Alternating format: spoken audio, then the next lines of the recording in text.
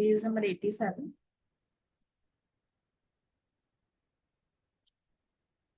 Oscar Wilde, 1854-1900, was an Irish poet, one of the most popular playwrights in London in the early 1890s. Irish poet थे और most popular play rights में से एक थे London में। He is best remembered for his witticism and clever use of language. ये जाने जाते हैं, याद किए जाते हैं अपने विटी रिमार्क के लिए, इंटेलेक्चुअल रिमार्क के लिए, और जो क्लेवर यूज करते हैं अपनी लैंग्वेज का उसके लिए।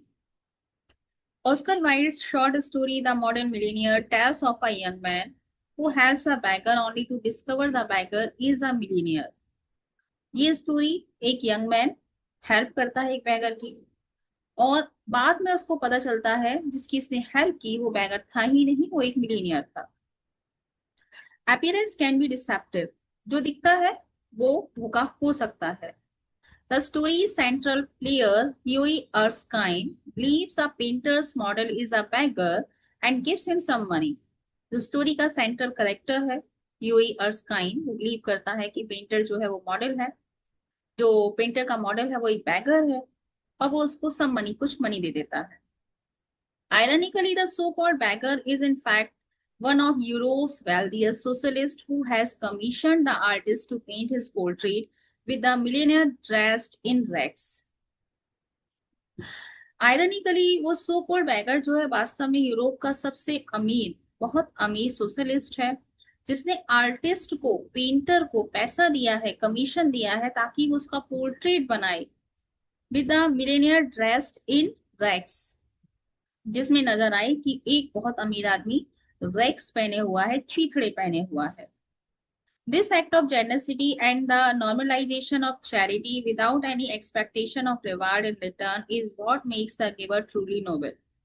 ये जो एक्ट ऑफ जेनेसिटी है और ये जो नॉर्मलाइजेशन ऑफ चैरिटी, मतलब चैरिटी एक नॉर्मल चीज होनी चाहिए without any expectation of reward, उसमें रिवार्ड का कोई एक्सपेक्टेशन नहीं होना चाहिए कि आज हम चैरिटी करेंगे कल हमको इनाम मिलेगा, is what makes the giver truly noble, और यही चीज गिवर को नोबल बनाती है। इस लाइन को अंडरलाइन कर लेना, दिस एक्ट से लेकर। The author's final play on the words modern millionaire and millionaire model brings out the power of syntax. इस सिंटेक्स में एक अलग ही पावर है and emphasises the sheer goodness of central character, और यही चीज मेन कैरेक्टर की, sheer का मतलब ओनली, गुडनेस को रिप्रेजेंट करती है, एम्फेसाइज करती है। अब देखिए लेसन स्टार्ट करते हैं। The model millionaire, Oscar Wilde. Unless one is wealthy, there is no use in being a charming fellow. अगर आप एक अमीर आदमी नहीं हैं तो there is no use, it doesn't matter, ये मैटर ही नहीं करता how charming you are, how attractive you are. If look wise you are very attractive, very charming, and you have no money, then your charm, your attraction is useless. Okay. Romance is the privilege of the rich, not the profession of the unemployed. If somebody wants to be the part of romance, romantic relationship, so this is the privilege, this is the right of only rich person, not the profession of the unemployed. And if you are unemployed, poor, or not in a condition in which you can enjoy daily necessities, so you have no right to be the part of romance. This is not your profession. मतलब यहाँ Oscar Wilde कहना चाह रहे हैं कि rich लोगों के पास ही privilege है रोमांस का हिस्सा बनना, लव का हिस्सा बनना। अगर आपके पास पैसा नहीं है तो आपके अट्रैक्टिव होने का भी कोई फायदा नहीं है, और इससे भी बुरा आपको रोमांस का हिस्सा बनना ही नहीं चाहिए, अनएम्प्लॉयड का ये प्रोफेशन नहीं है। The poor should be practical and prosaic. अगर आप गरीब हैं तो आपको प्रैक्टिकल होना चाहिए। प्रैक्टिकल क्या दिखाता है कि अगर आप लव का हिस्सा बनेंगे तो आप आगे अपने आप सरवाइव नहीं कर पा रहे हैं, सामने वाले को कैसे सर्वाइवल दे पाएंगे, तो दिस इज प्रैक्टिकल ना, तो मत पढ़िए लव में।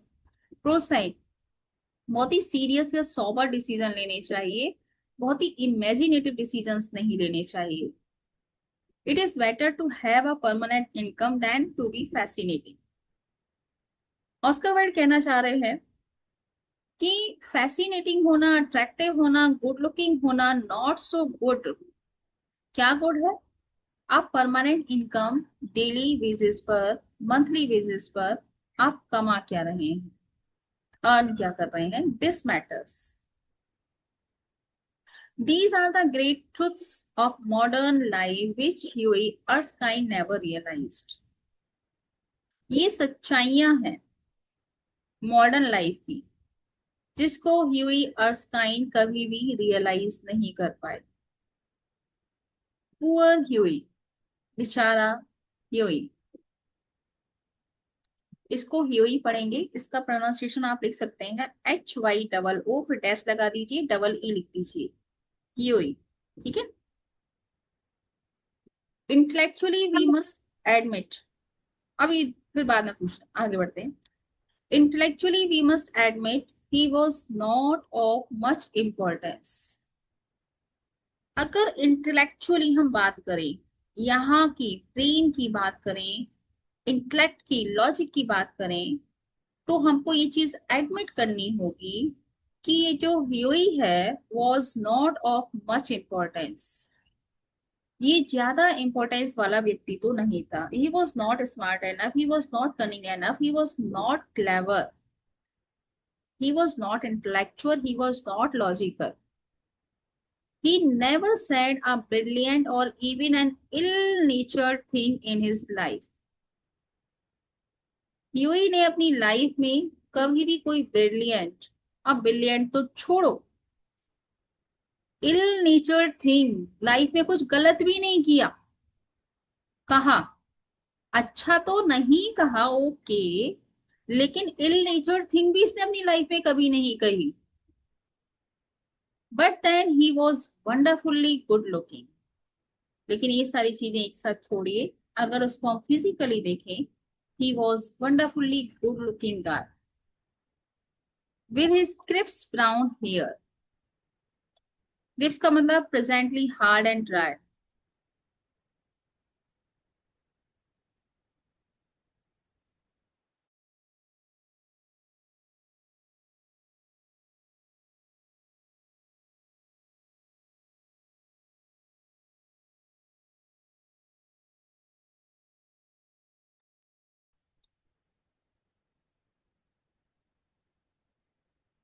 तो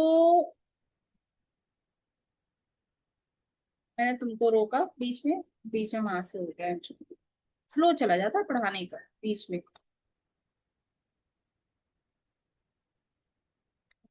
but then he was wonderfully good looking था, with his crisp brown hair, इसके प्लीजेंट, बहुत ही हार्ड एंड ड्राई, मतलब pleasantly hard and dry hair थे।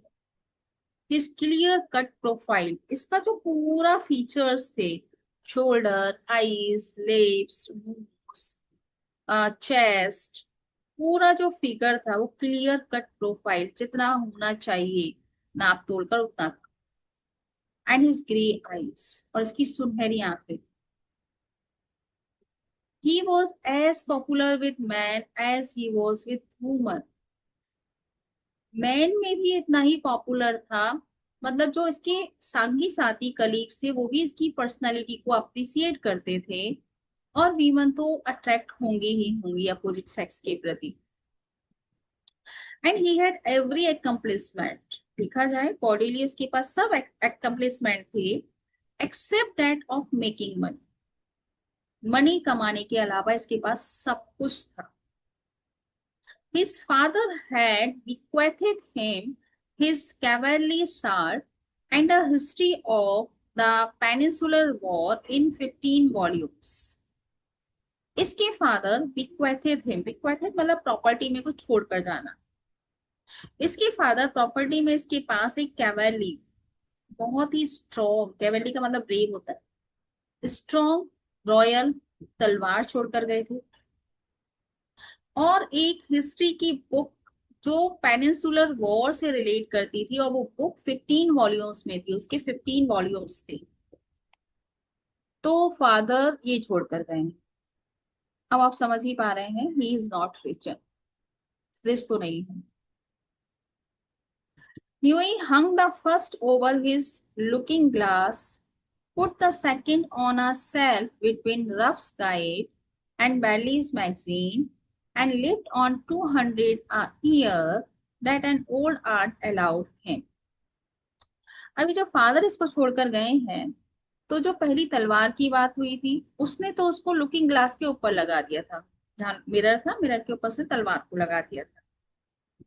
और जो 15 वॉल्यूम्स बुक वाली बात हुई थी, ये बुक्स जो है उसने second on a self, self के सेकंड वाले हिस्से में रखी थी, बिटवीन राफ्स गाइड, इस वॉल्यूम के ऊपर राफ्स गाइड रखी हुई थी, और इस वॉल्यूम के नीचे बैलीज मैगजीन रखी हुई थी। मैम ये चाहता तो ये स्वॉर्ड को बेच के पैसा कमा सकता था। Okay, good idea. But that वो उसके पापा की आखिरी निशानी थी ना। नो, विक्टोरियन एज था वो। अभी आपको पता चलेगा, ये एक सॉवरिन देगा बैगर को। सॉवरिन गोल्ड पॉइंट होता है। जब गोल्ड पॉइंट करेंसी की तरह यूज हो रहा है, तो तलवार से क्या पैसा मिलेगा?